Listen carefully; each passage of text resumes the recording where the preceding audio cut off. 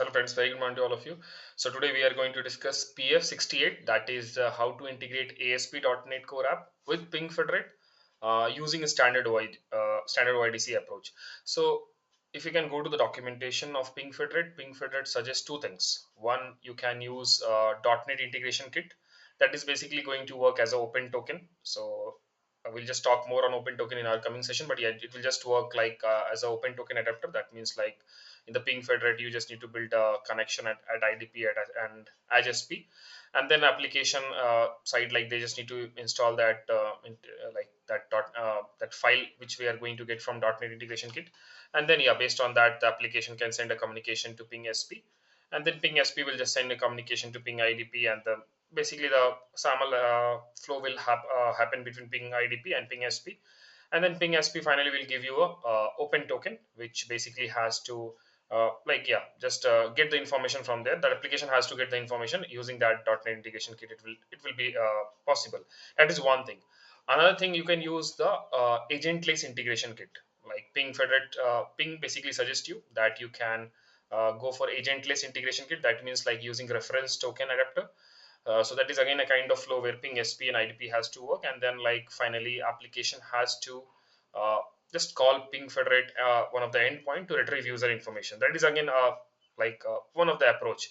But both the approach, I will say, it's a kind of legacy. The first, like .NET integration kit, is definitely nowadays Ping is also not recommending, because it's a agent file kind of thing. So you're installing something on the application server, so there is a risk there. So yeah, in the modern approach, Ping is also not suggesting that. Coming to the agentless, that is one way you can try. If you have that understanding of agentless integration kit, you can go for that. Maybe I'll just try if I can cover that also in some other session. But yeah, the good approach, I will say, or the best approach, I will say, to just use the OIDC standard, right? Like auth code flow or PKC, and we just need to use some library, right? And that library will help us to make our life easy. That to just uh, send authorization call, exchange the code for a token, and then just using that library only, you can just call the API to get the to basically just get the access to the resource whatever you are trying.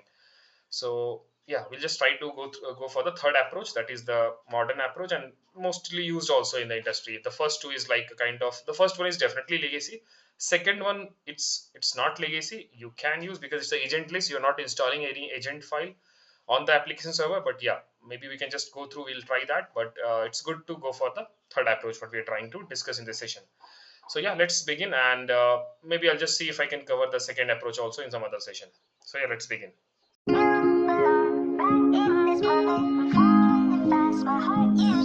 Let's discuss on ASP.NET Core, as we have discussed the previous two for the React and Angular. So here also we are going for the auth code flow only, not the PKC, as we have again the server-side application. So as I discussed, there are two approaches already we have, agentless integration kit and .NET integration kit. But if we are not going with any of them, then we can go with the modern OIDC approach. So again, we need to use some library, some package. So the prerequisites is like you already know. So same thing like what we need to do for the auth code. So ASP.NET Core 6 Plus application here, what it says, will use the OpenID Connect middleware provided by ASP.NET Core to handle OAuth 2 authorization code flow. So now we need to use some package or library that is going to provide a kind of middleware for us for OpenID Connect middleware.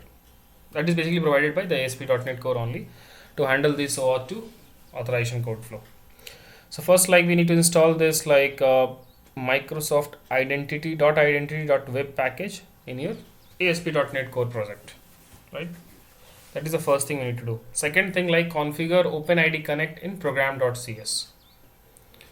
Okay, we configure authentication in program.cs only. So just use this code to just configure the OpenID Connect. That means here you just need to define that endpoints, storage part, all those things, right? Where you can store the user session token and all the information like client ID, secret response type, scope, and the authority, right? Redirect user after successful logout, save tokens in the cookie for user. So we have option.save token equal to true. This ensure that the access token is saved in the cookie for subsequent use, like for later use. That means it's API call only. Then handle token validation. This is a kind of optional. Yeah, we have. Okay, so this is the first thing. So step one.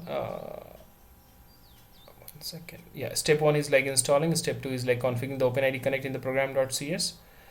And here basically what we are saying, authorization code flow is set by specifying the response type equal to code, meaning that after a successful login, PingFederate will send the authorization code back to your redirect URI. That is true.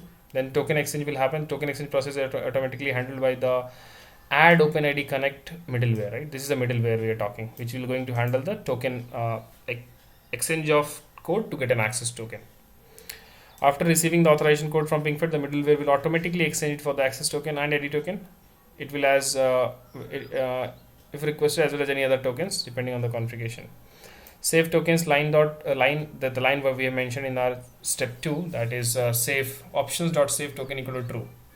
This ensures that the opt-in token are saved in the cookie for use in subsequent requests. You don't need to manually handle the token exchange. Step 3 is handling the authorization code and token exchange. So again, you're not writing something here. Again, your library is doing. So the authorization code sent by PingFederate will be processed automatically by the OpenID Connect middleware that we talked. This middleware, right? So this middleware will automatically handle this also, the exchange of code to get an access token.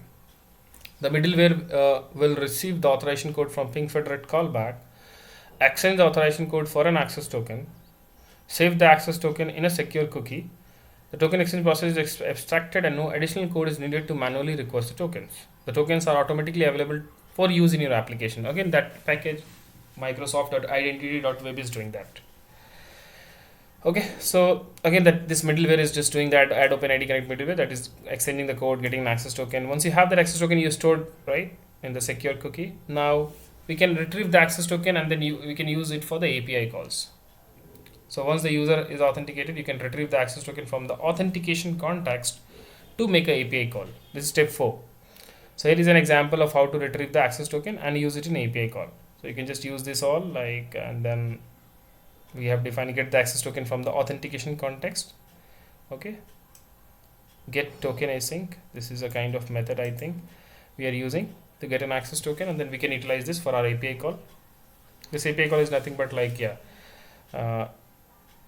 this is just like 3-4 steps as we are doing in other also, like var client equals to http client factory dot create client, and then we are just defining the bearer access token as authorization header, and then just passing that API URL, and then just reading the response, and then just reading the user profile what we get from there.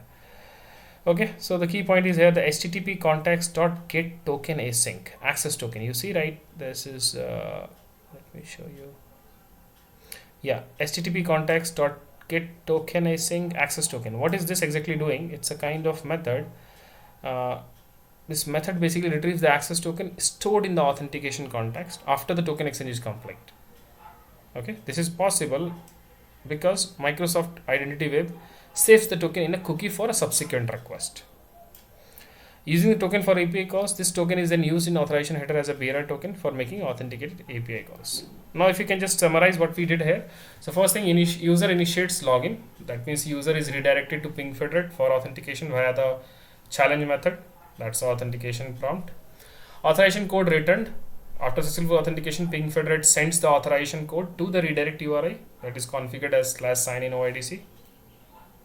Then the exchange of the authorization code, the OpenID Connect middleware automatically exchanges the code for an access token.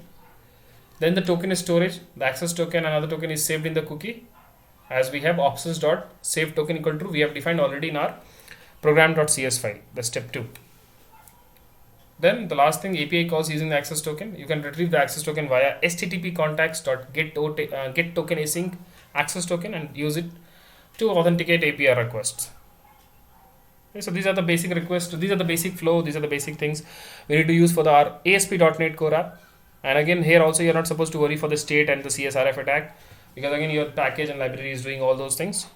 So you just need to use this Microsoft.identity.web package, and then just define that endpoints, the important URLs in the program.cs file.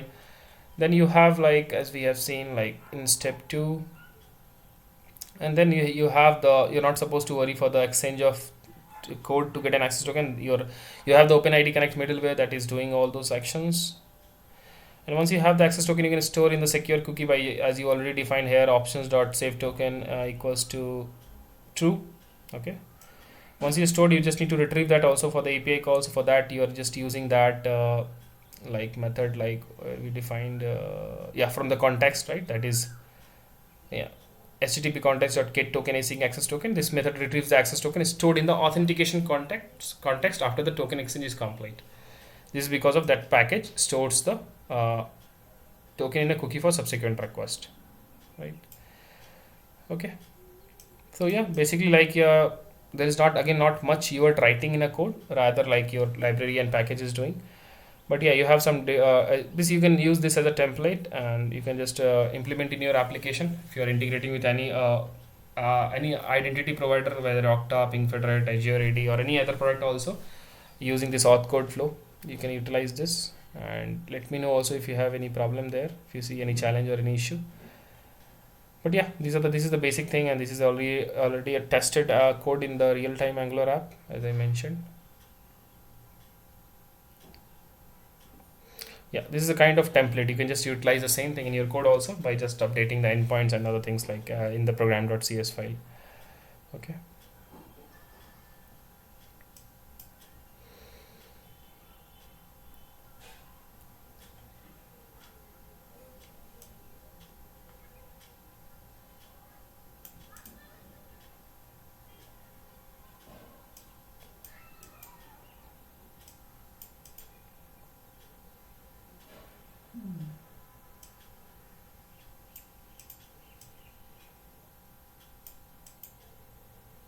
Okay, yeah, if you have any confusion, please put in the comment section. We'll discuss.